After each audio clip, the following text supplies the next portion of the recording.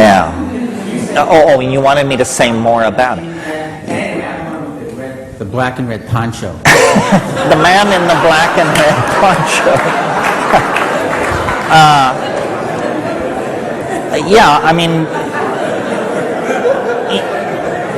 in a way, it's impossible to talk about DMT, but on the other hand, it's fun to try to talk about it because it pushes the horse of language into a lather. Basically, when you smoke DMT, what happens is pure confoundment. And, I'm trying to speak generally here, in the sense that different people are confounded by different things. So, of course, it addresses you personally. Your level and tolerance for confoundment is a very personal thing. People have asked me about DMT, is it dangerous? And the real answer is only if you fear death by astonishment. And you deliver that line and then people laugh, except the people who've done DMT don't laugh. Because they understand, death by astonishment is no remote possibility. Death by astonishment is right there. When was the last time you were astonished? Unless I smoke DMT, it doesn't happen to me. Amazed occasionally.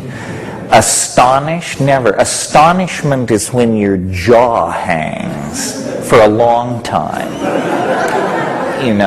And DMT is simply confounding. Now, how could something be that confounding? I mean, you can imagine taking a drug and realizing that you should treat your partner better, or realizing that God really exists, or realizing that you should exercise more, or realizing that the planet is an organized intelligence. But how could something be as confounding as DMT is?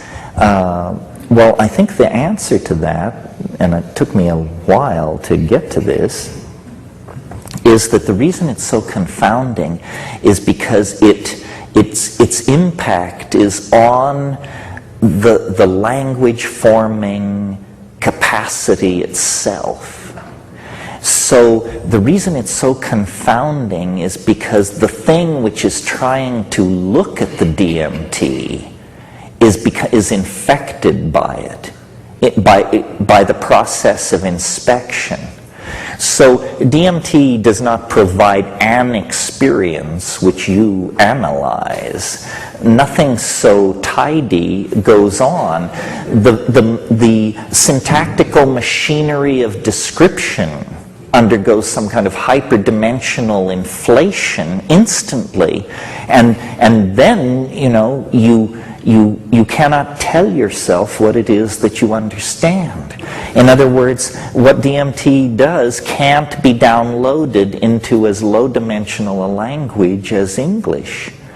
And so you're like, I remember a B movie I saw when I was a kid, and it was set somewhere in Mexico, and there was a big swamp, and there was a dinosaur in the swamp, and at one point this campesino who encounters the dinosaur comes rushing out of the swamp, and the patron of the ranch is there, and this terrified guy is there in this serape, and he can only point to the forest and sort of make a croaking sound, and that's what English allows you to do with the experience of DMT. You just come down a sputtering mess. If it works, you just come down saying, my God, it's not what I thought it was. This is after you've done it 20 times. It's not what I thought it was. It's not what I can think it is.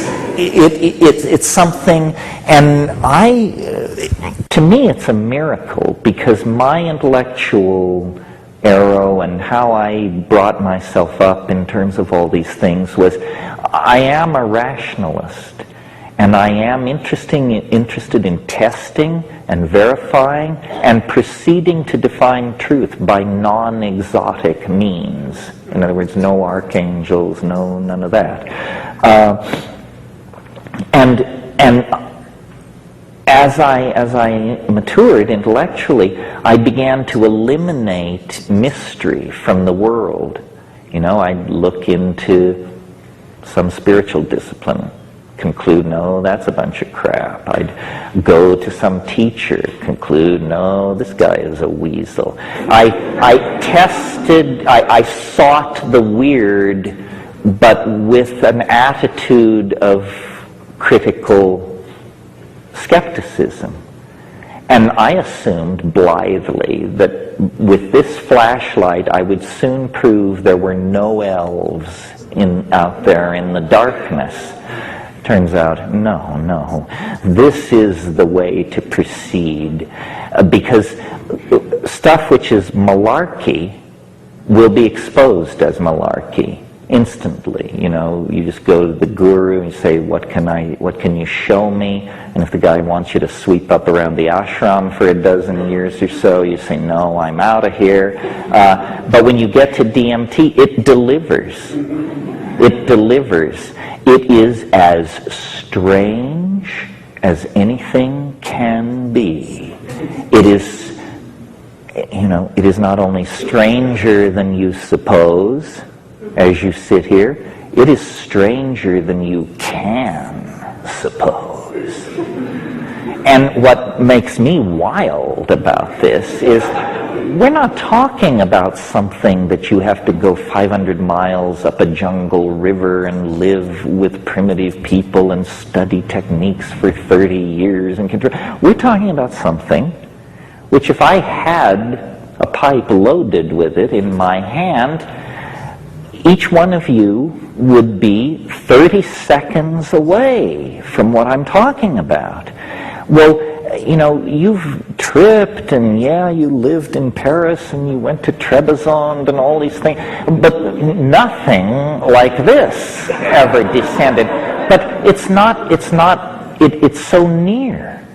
It's not attained by practicing tantric techniques or building up it's none of that. It's just near, very near. One toke away is this absolutely reality-dissolving, category reconstructing, mind-boggling possibility. And I feel like this is a truth that has to be told. I'm like the campesino running out of the swamp and saying, over here, the orange thing, do that. All right, that's enough about DMT. You got to take hold here. Thank you very, very much. Thank you.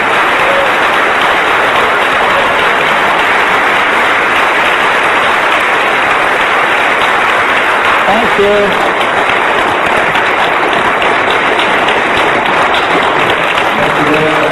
Thank you.